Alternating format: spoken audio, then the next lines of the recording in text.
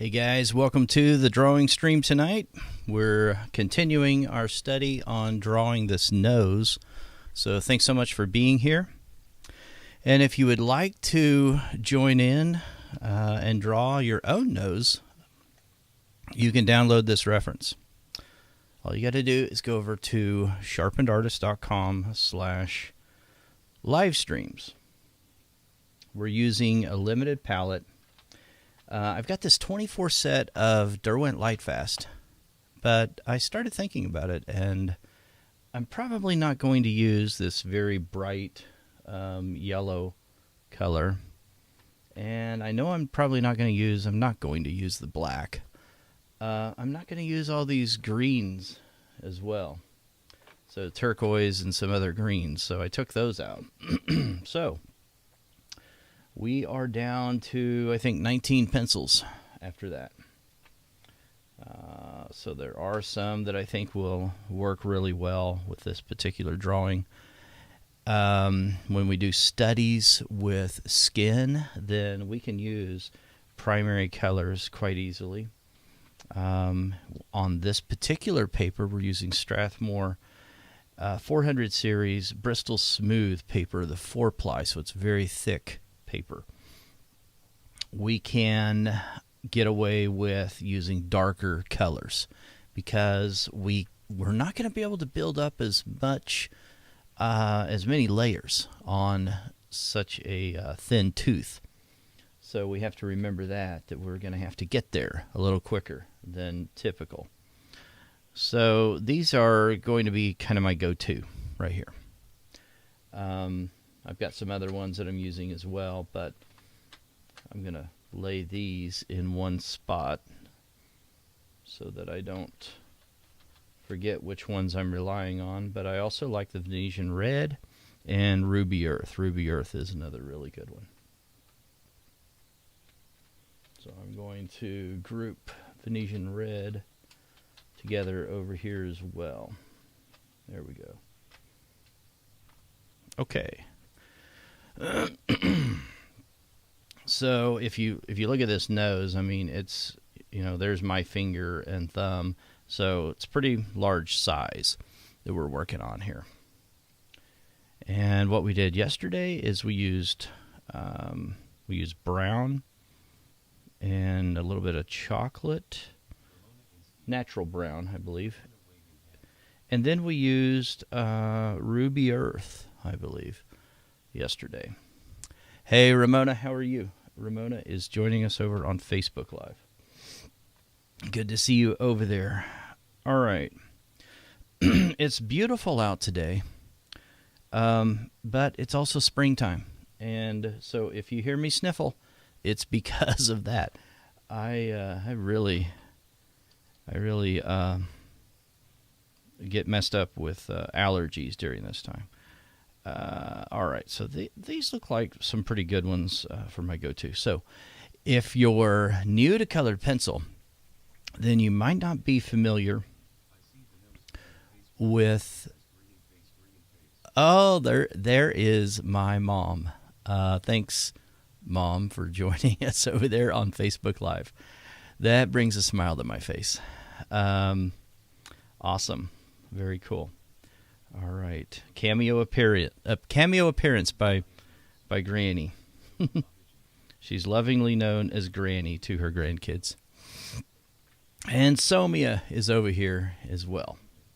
So I guess it's pretty fitting that I'm drawing a nose, and I'm talking about sniffling. So I don't know. That humor is not lost on me at all. All right, Melanie, thanks for joining us out there on Facebook Live as well. And Mia, thank you for joining over on YouTube Live. And what I was going to say was, you're welcome, Mia, as well. Appreciate the comment. If you're new to colored pencil, then you might not know about this yet, but there is, especially with this type of drawing, with this technique that we're doing right now, and there's many techniques that you could employ, but what we're doing right now, you can have an ugly stage, and that's probably what we're going to end up with tonight by the time we're done. So don't let that scare you. I think what I will do, let me look at this. I think we will use the blue and the red tonight. We're going to work in some of the middle values for a little while. Somebody emailed me and they were telling me that the proportion of the nostril over here was just all wrong, and telling me how I needed to fix it. And while I appreciate that, and that's fine that you would like to help me out with that, just keep in mind that it's I'm not going to be perfect. That's one thing I've learned after drawing, that my drawings are never going to be perfect. But you can download the reference and do it yourself if you're watching tonight, and then share that with me. I'd love to see it.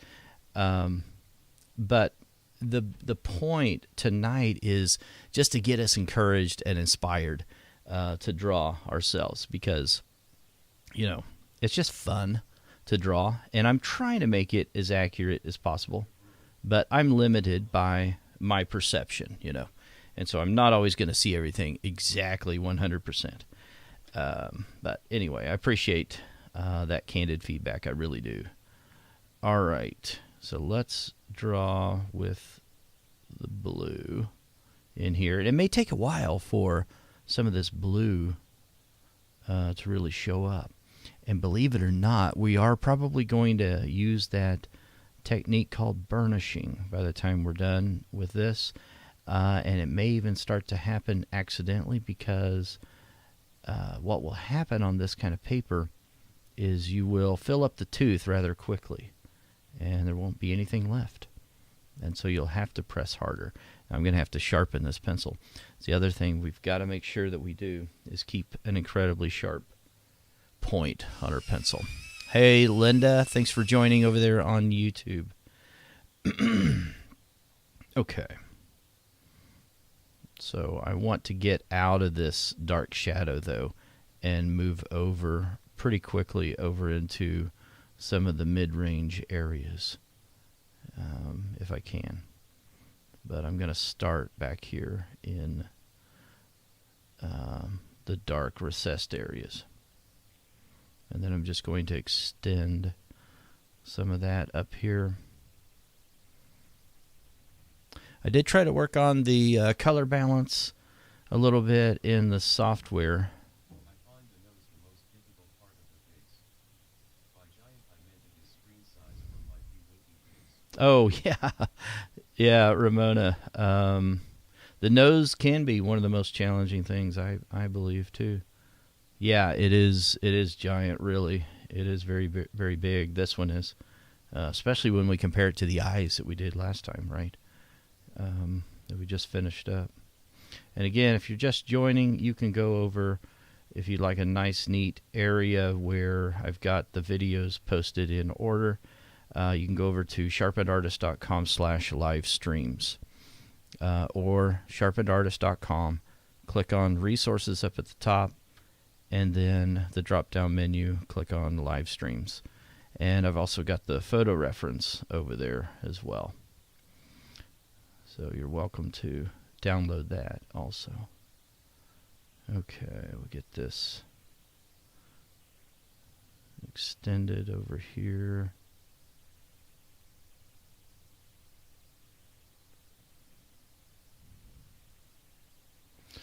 And I want to come back here.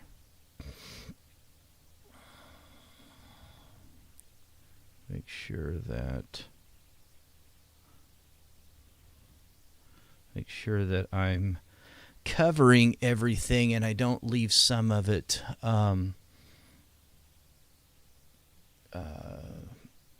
without, I don't leave some of it without a layer of blue. Because if I have this is a red layer, predominantly a red layer, and so I'm using blue now on top of it. And so if I don't put the blue in there in certain areas and I forget where I am, then it might start looking odd.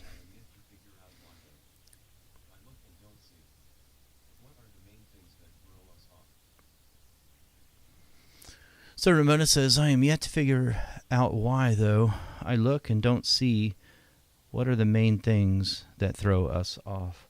I think the biggest thing, if you're talking about just in general with drawing itself, with creating art, the biggest thing that throws us off, I believe, is perception.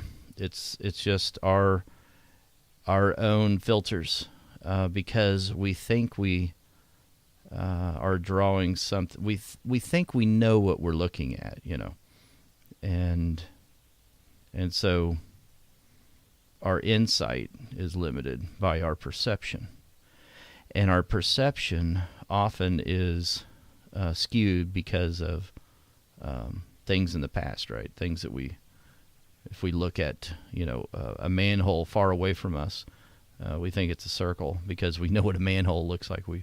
We understand that it is a circle when we're right up on it. But it's an ellipse, right, when we're seeing it from a distance.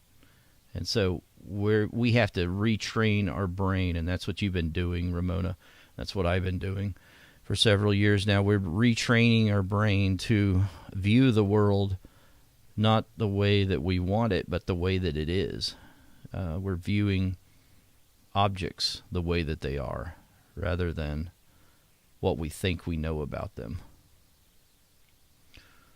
That's kind of right? Isn't that the role of the artist? Is to figure out what is reality rather than what we want it to be.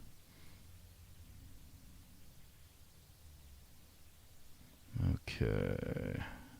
This little bit of blue. I don't want to put too much blue over here because this area is predominantly red or pink, whatever you want to call it. It's that warm hue. Come back in here, though. Add more blue.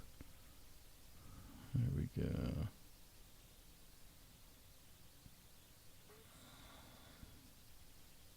And when I look at this, I see, even in this little reflective light over here, and down in here to a certain extent, I still see blue in there. And so I can go ahead and fill that in a little bit as well.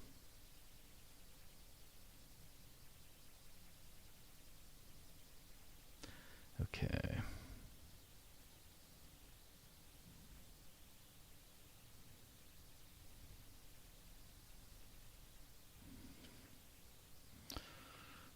Let's extend this. This looks like a little odd spot right here, just hanging out there by itself. So I'm doing what some refer to as glazing. I'm just putting a nice little glaze on this. I'm not trying to press hard. I'm not trying to make sure that this blue color is seen. It's not something that, I want it to be visible, really. I want to tint the paper.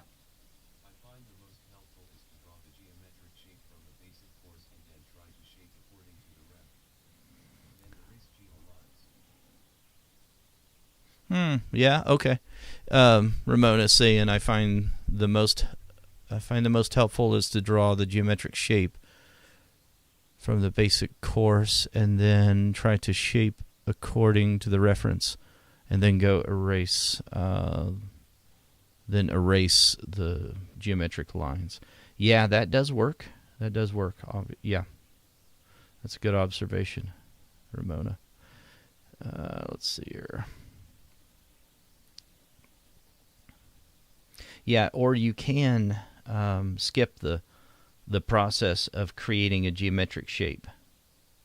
You can skip that a little bit. You can create some boundaries, some edges a little bit, like we did, in the beginning of this, and then you can say to yourself, okay, what does that look like? And then, like up here, I mentioned, I think, in the live stream yesterday that it looks like a boat. If I turn this on its side, it has that curve down here and on top, and so it kind of looks like a boat. And so that is sort of a guide to help me while I'm trying to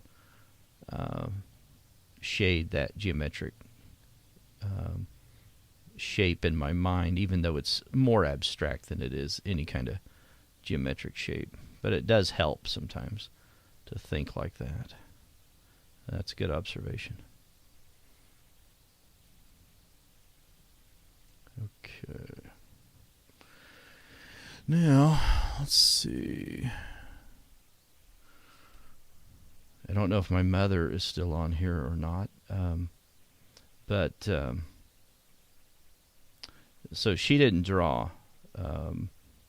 Maybe she drew a little bit when she was a child. I don't know. But she didn't draw much when I was younger either. She was a school teacher, and I remember. I just think it's funny that sometimes she would have me help her with some of the bulletin boards, you know. So if you're a millennial on here listening, then you may not know what a bulletin board is. I don't know. Do they have bulletin boards anymore? Or they draw things sometimes?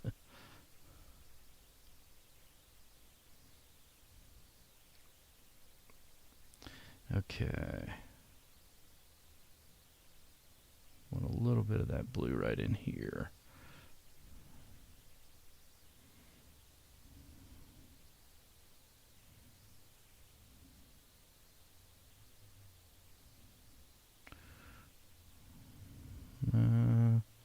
Let's see, this kind of goes up that way. Just a little bit.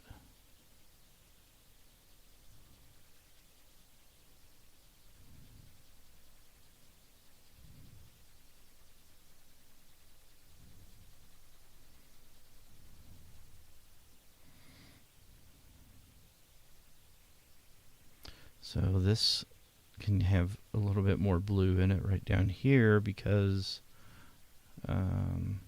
it's on the underside of the nose.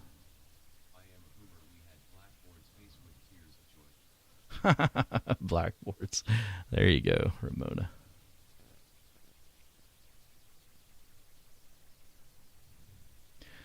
Okay. Let's extend that out just a little bit over here.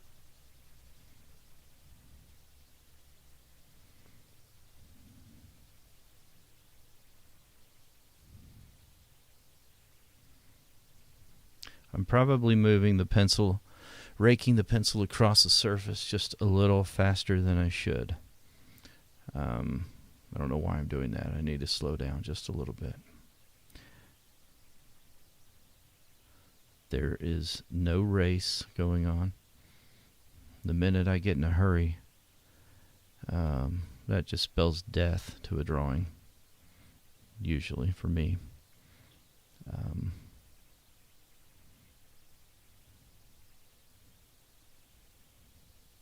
Okay. So I want to look at it, and I want to ask myself if I can see all of these elements that I'm looking at, and are they lining up? And I think I need to sharpen that again. But I want to ask myself that question. Is everything lining up correctly?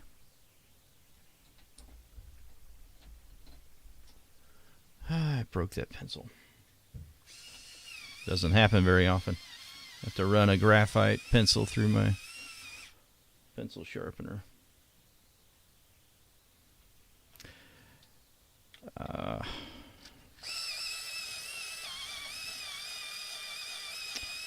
When that does happen, it's so aggravating. You feel like you're doing surgery on your pencil sharpener.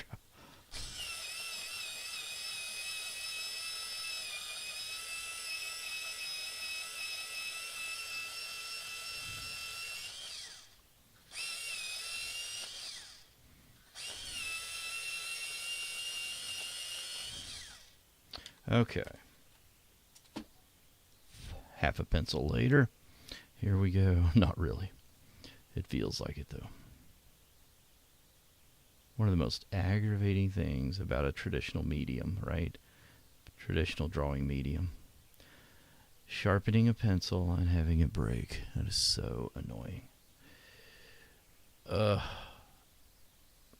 guess that's not something to get that worked up about, but I have to remind myself it'll be okay. Okay, this comes out like this a little bit more. So I want the darkest area, though, to be right over here, right down here, and then it slowly and gradually becomes less dark out here as we get closer to the ball of the nose. But then there's some other areas that are dark, like there's this little area right here that I see. These little details right in here. Looks like, I think he probably took his glasses off, and I can see an indentation right there where that's pressed against the nose. So the subtitles are appreciated. Are there subtitles showing? That's really cool. I think I turned that on at some point. I don't remember how I did that, but it's over there on Facebook. I'm guessing that's what you're talking about, and that's a cool thing. Yeah, I wish that the YouTube had that. You have to upload the SRT file. I can't remember what it's called. Whatever that file extension is that gives you the subtitles. Maybe there's a way to download that from Facebook and put it over there on YouTube. I don't know. Good. I'm glad that that's helpful and that it's working. Okay. Push this down here. And back up here like this. Okay. I finally got all my issues worked out on the website page for the live streams. So I'm actually kind of excited about that I can provide that for you guys if you're interested in it, because I've got the videos embedded now over there. Took a while to do, but I think that you'll like that. That way you can grab them all in one spot rather than having to go fish around for them. Okay, I want to look at that. It's got another area that comes down here like this. So I just want to suggest some of this texture on the skin.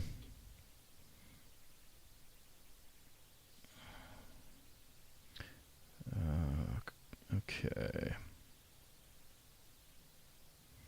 And then I need to slow down that stroke of the pencil and make sure I push it out this way.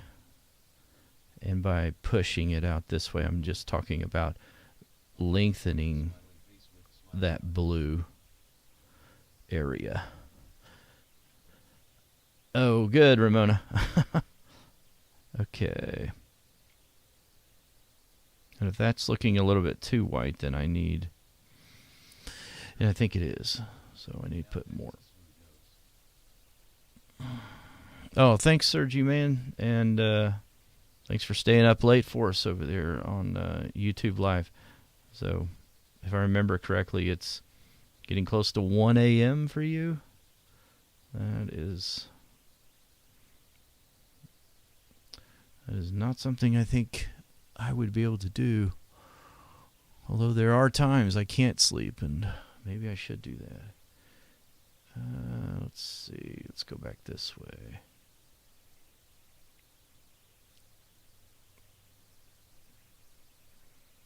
Harry Silvers.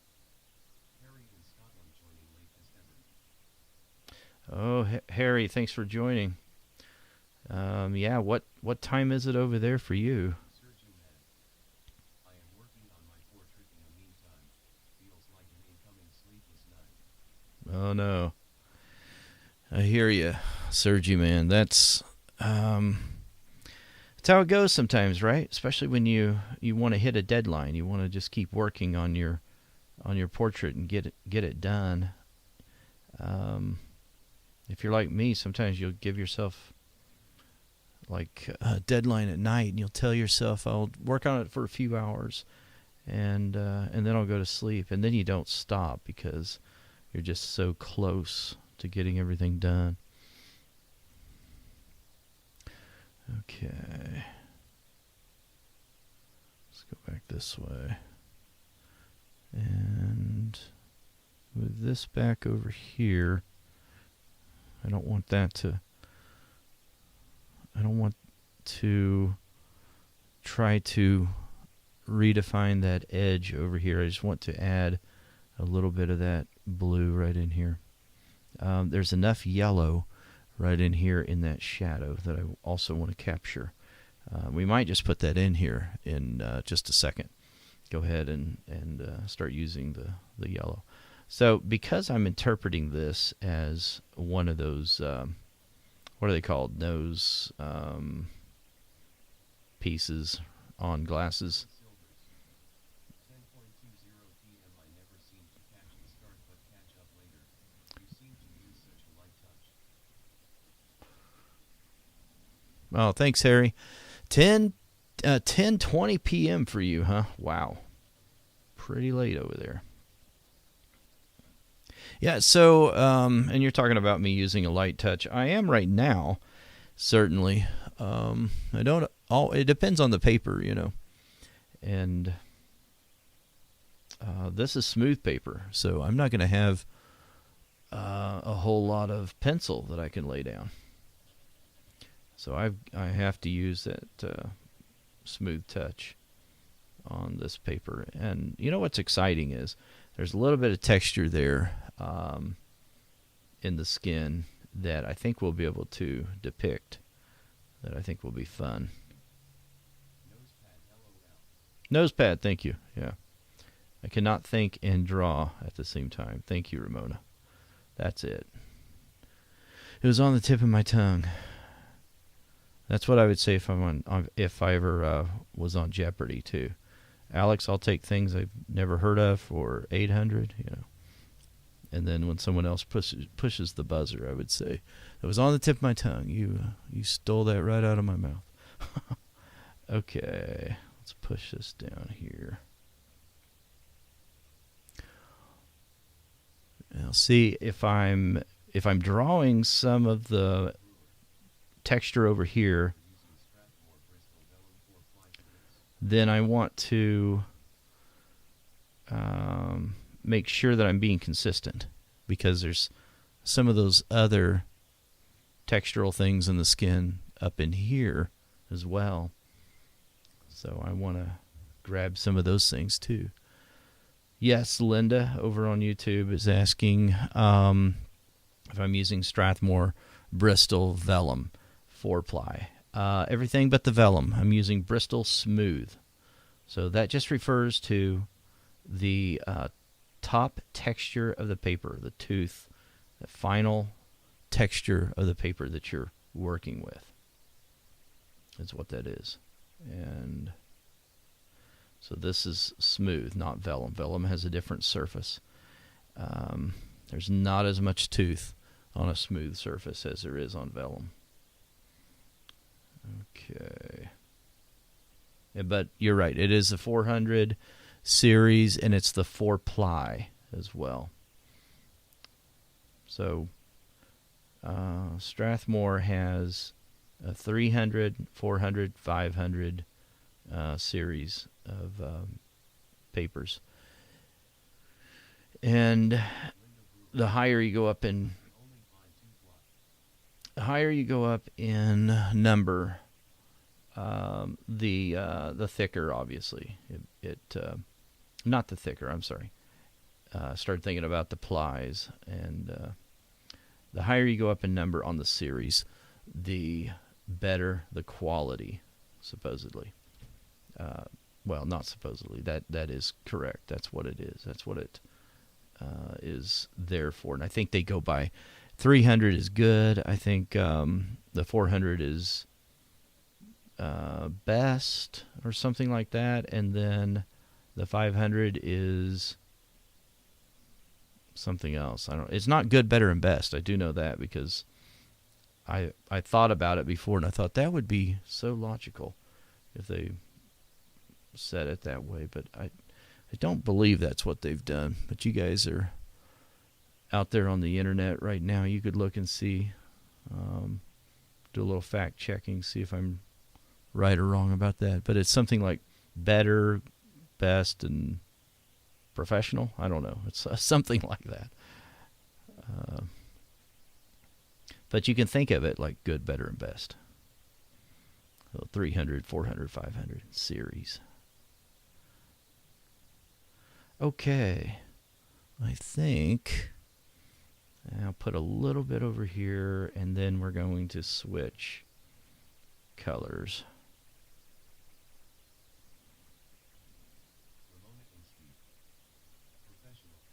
Professional. Thank you, Ramona. Yep. There we go.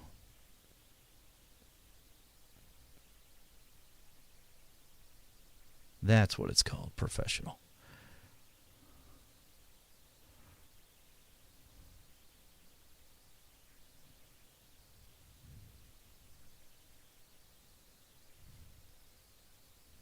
Okay.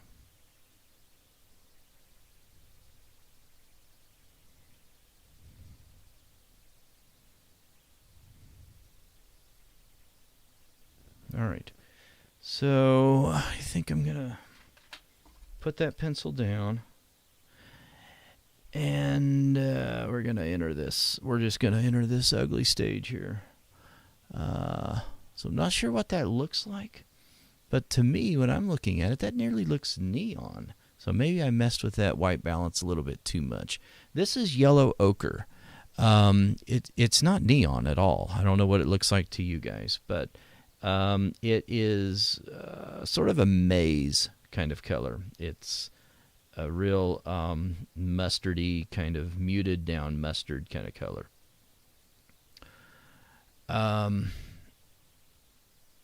I mean, it's ochre. It's yellow ochre, but it's not bright at all. But I do want to add some of this in this transitional area where we're going from light to dark. I need to not rake my pencil across the surface as fast as I want to. When I'm on sanded paper, and to a lesser extent, but still I'm able to do it on pastel mat, I can use a faster stroke. It's not going to make that much difference. When you're dealing with a very delicate surface, though, like a smooth surface, then you have to be a little more careful.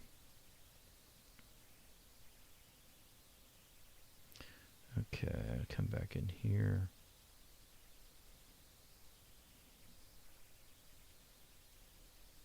And then we'll put red on next, and then it'll look really funky. And it won't look like skin at all for a while. And that's all right. Because we're doing this underpainting, we're doing everything. This is all preparatory, and we're doing everything underneath to influence what's on top. So it is important, and it's important to lay that foundation and to get everything in its proper order. So we worked in values for a while, and to a certain extent we're still working in values, but we're starting to add color, and we're thinking about the end product from the beginning. We're thinking about what the finished drawing is eventually going to look like. And there's going to be some areas that will have an influence of yellow.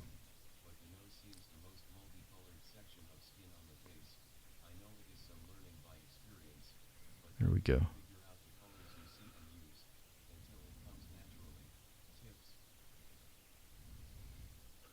Yeah, great question, Ramona. And you may already remember this part, but this is something that I say in the course, the face value course too. But it's one thing that, you know, you're asking about how to be able to tell which colors to use for portrait colors. And one of the things that I try to do is I try to oversimplify things. If I can simplify the color palette in my mind, then I've taken out any of the overwhelm.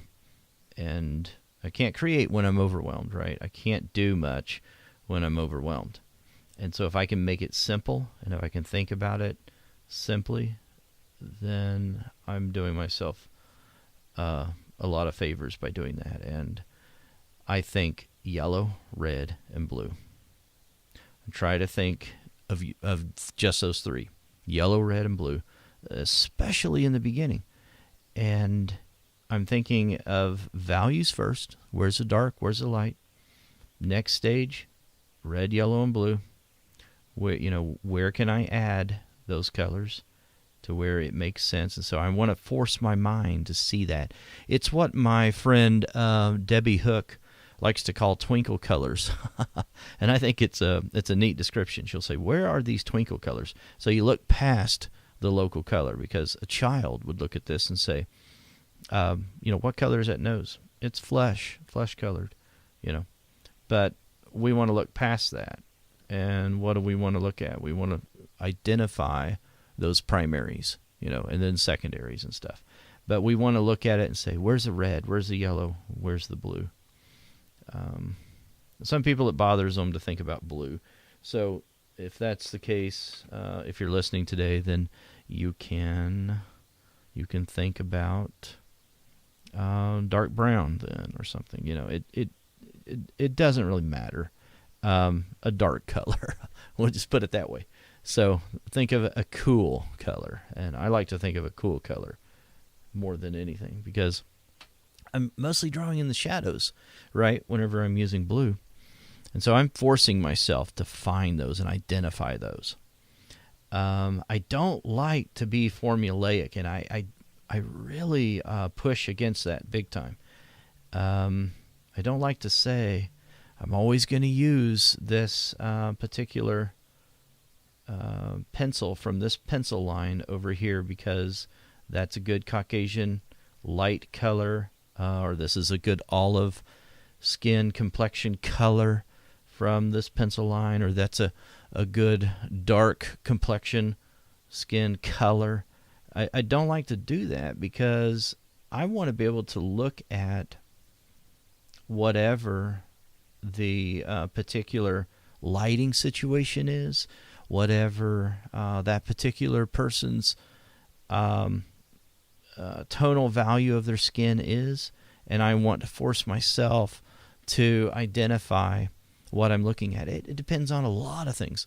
If you're looking at a photograph, it depends on the exposure level, the contrast, the hue, the saturation, all of those things to render that photo even. And so there's so much more to it than just saying, okay, let me grab this set of colors because this is olive skin, or let me grab this set of colors because this is, fill in the blank. I'm just somebody, my opinion, but I don't like to be that formulaic. And I know some people like working like that, and that's fine if that's what you prefer, but it's just not something that I like to do. So I'm trying to do what I just described. Look for the shadows first, identify those, and draw them first. That also influences the form, because I'm drawing light by drawing the shadows, right? And then I'm forcing myself to look for the red, the yellow, and the blue. And with a limited palette, I have to do that, right? We don't have any choice, right? We've got just, less than 20 colors that we're using. In the set, there's 24, but I'm never going to use some of those, most of those. So, but anyway, hope that helped. All right.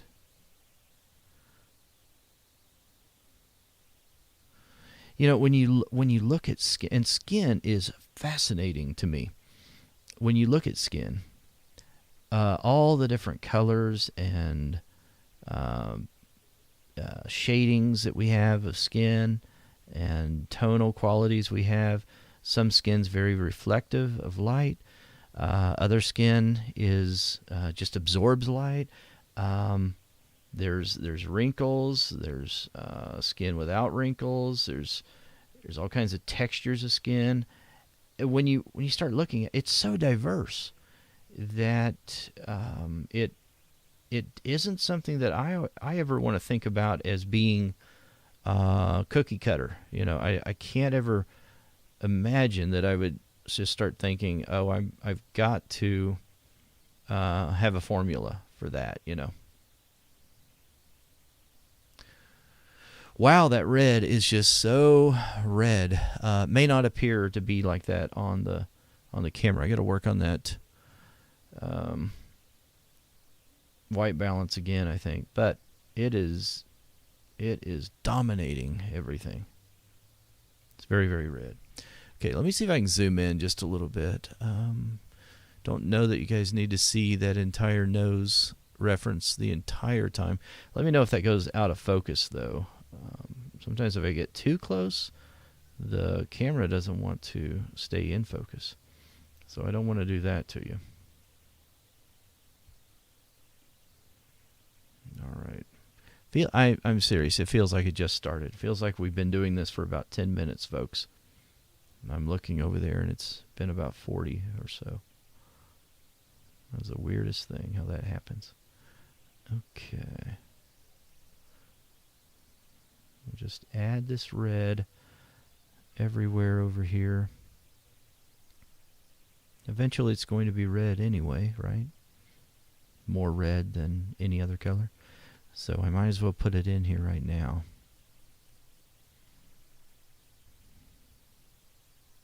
This red is very nice, though. It glides on there so easy. It feels a lot more fluid, or it's a softer pigment pencil than that blue was. That's for sure.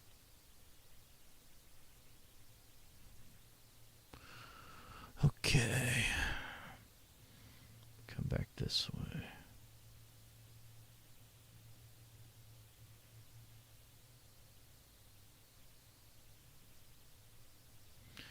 All right.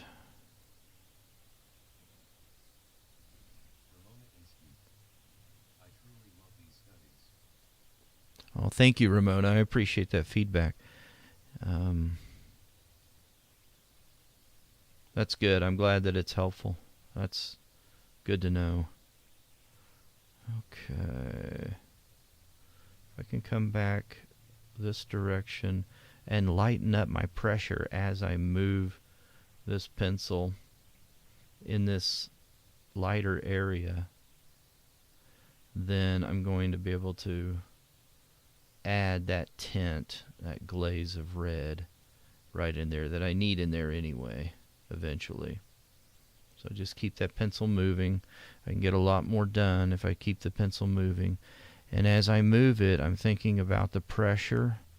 I'm also thinking about the area that I'm in, like the top of this nostril. If that top of the nostril needs to be lighter, and it does, then I'm going to lighten up my pressure as I'm moving the pencil across the top there.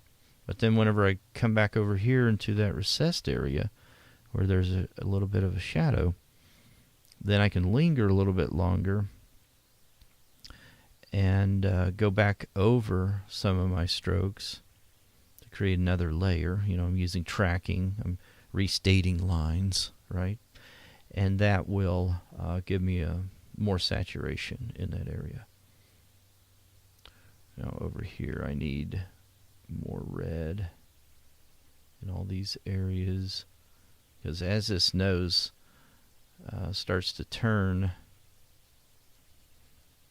and get close to the bridge of the nose, then I want every every bit of that area covered with this red color. And I'm not going to worry a whole lot if everything isn't extremely even at this point. That's okay. But I do want it to be, moderately even and pretty accurate. Okay, so all of that yellow ochre that I put down over here, I want to cover that. I want to make sure I cover that up. I was never intending for that to just be there on its own, right? It was just an initial layer that I want to go back over and make sure that I put the red in there in that area. I'm excited about some of that texture in there that we'll be able to get to later on. I don't want to rush what I'm doing right now. It's okay that we're going to spend a few days on this drawing, on this study of the nose. Sometimes I get excited, though, and I'm thinking, man, I want to get to that area. You know how that is. And you just want to see if you can skip something, but you can't. You cannot skip anything. Okay, let's go back in this area. Right in here.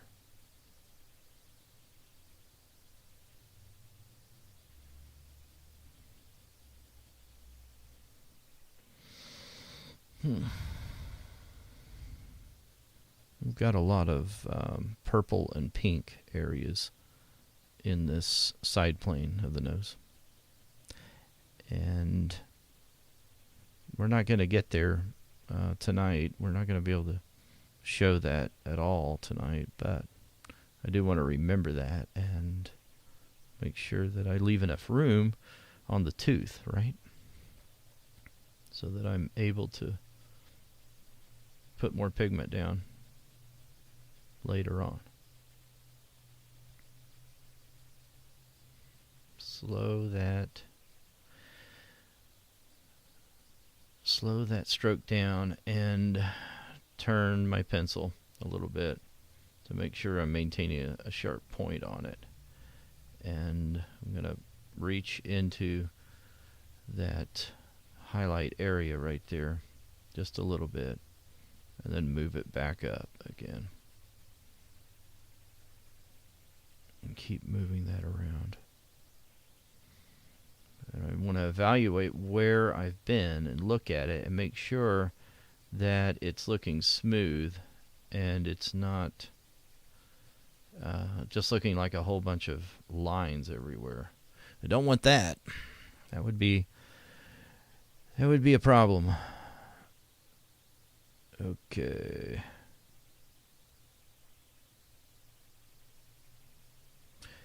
So there is going to be lines over here when I'm looking at this area at the edge. And that's okay. That'll come later when I've got enough other lines in there to obscure some of those lines over there. Because the more pencil layers that I lay down, and the more strokes I get in there, the more it will disappear. Any of those pencil strokes will be gone by the time we're done with that. Okay, let's take a look at that shape right in there. So this needs to really come down just a little bit more. This goes back up, comes back around.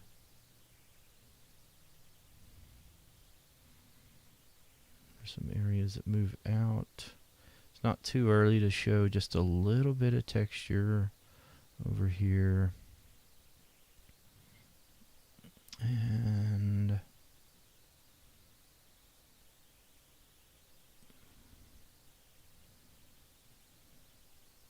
certain areas, like right in here, I can sort of use some contoured lines to depict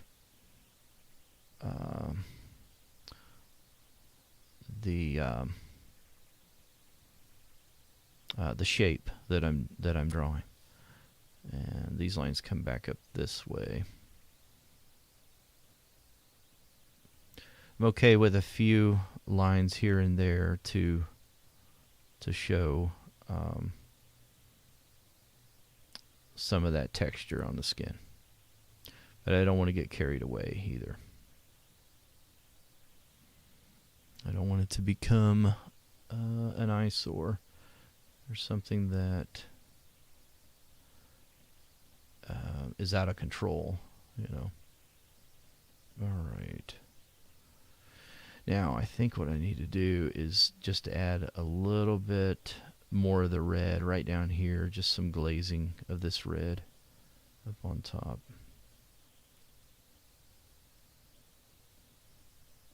There we go.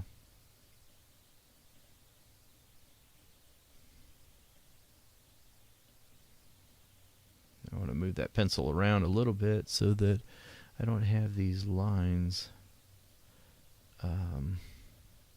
looking like pencil lines. That looks a little bit better.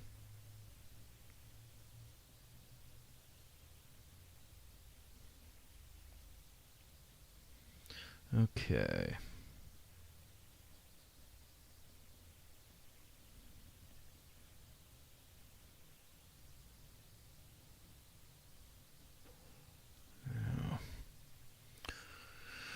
All right, so this area, that really does look a little bit, I nearly want to erase that.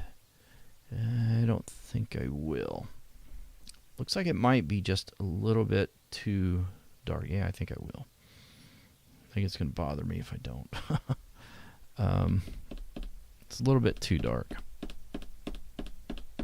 So I'm just tapping, lifting with this sticky putty.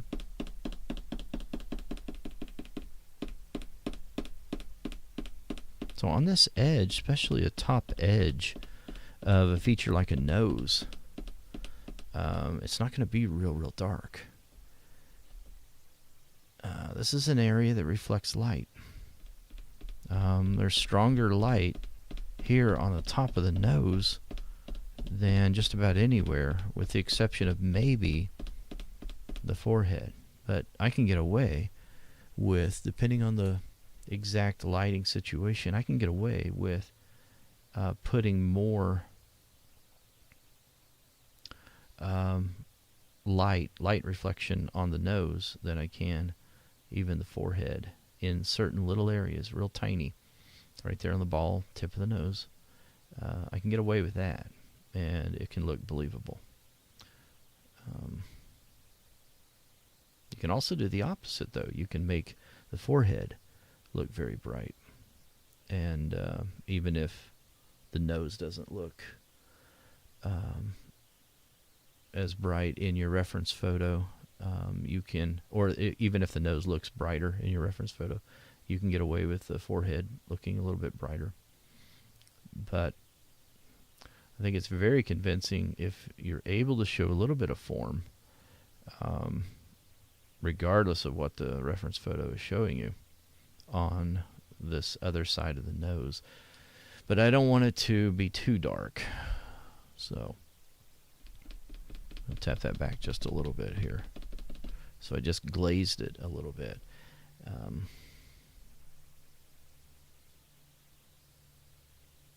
There we go.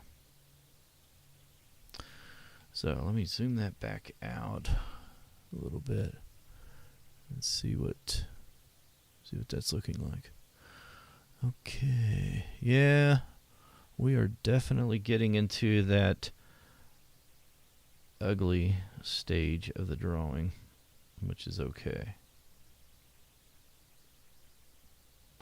It's in that stage that you walk by it and you constantly are trying to keep yourself from messing around with it and touching it and putting more layers on it and doing things to it. This is going to be a little more purple over here than later on, so I don't want to put too much over there. All right. But guys, I think we're going to go ahead and stop right there. And we're going to call that done for tonight. And again, if you're wanting to follow along and do this drawing with us, you're certainly welcome to do that. You can go over to sharpenedartist.com/livestreams, and you can download the reference. Not only this one, but the one we just finished up on the eyes study, where we drew 2 eyes. And if you missed that one, the videos are over there as well, lined up for you and ready to go. But this is the one we did last time, and we just drew the eyes on this male. So yeah, I would encourage you to go over there and download the reference for this nose and the eyes if you're interested in doing that as well. But I just want to say thank you for being out here and doing this with me. It's encouraging to me to see you guys over here, even if it's a small number of us. That doesn't matter. Doesn't matter to me anyway. It's not about the vanity metrics. It's about inspiring us and supporting one another, doing this together, because we're all under this house arrest right now, and we often talk about how that hasn't changed what a lot of us do as artists. But I think it's exciting to be able to do things together, and it's fun to be able to do that. So, all right, guys, thank you very much. Thanks for being over here, and can we post them in the community? Ramona, you're talking about your works in progress on these features. That'd be great, by all means. That'd be awesome. Yeah, thanks, Harry. And for those that may not know, you can go over and join us in the monthly Sharpener. It's a free community, and there's the address down there, I think, in the banner that I put down below, monthly-sharpener.sharpenedartist.com. It's a free community. Ramona's in there, Melanie's in there, Linda, many others. It's a lot of fun, but it's just a place to come and share what we're all working on. So, all right, I will say goodnight, and I will see you guys again then on Monday morning. So, Monday morning at 10 a.m., we're working on a portrait and that portrait is done on Lux Archival paper. And that is right. And so if you're following along with that, we're doing that in about 1 hour intervals on Monday mornings at 10 a.m. Eastern Daylight Time. And then Monday, Tuesday, Wednesday, we're doing these live streams out here at 5 o'clock p.m. Eastern Daylight Time. So, all right. I will talk to you guys later. Thanks so much, and stay sharp. Bye-bye.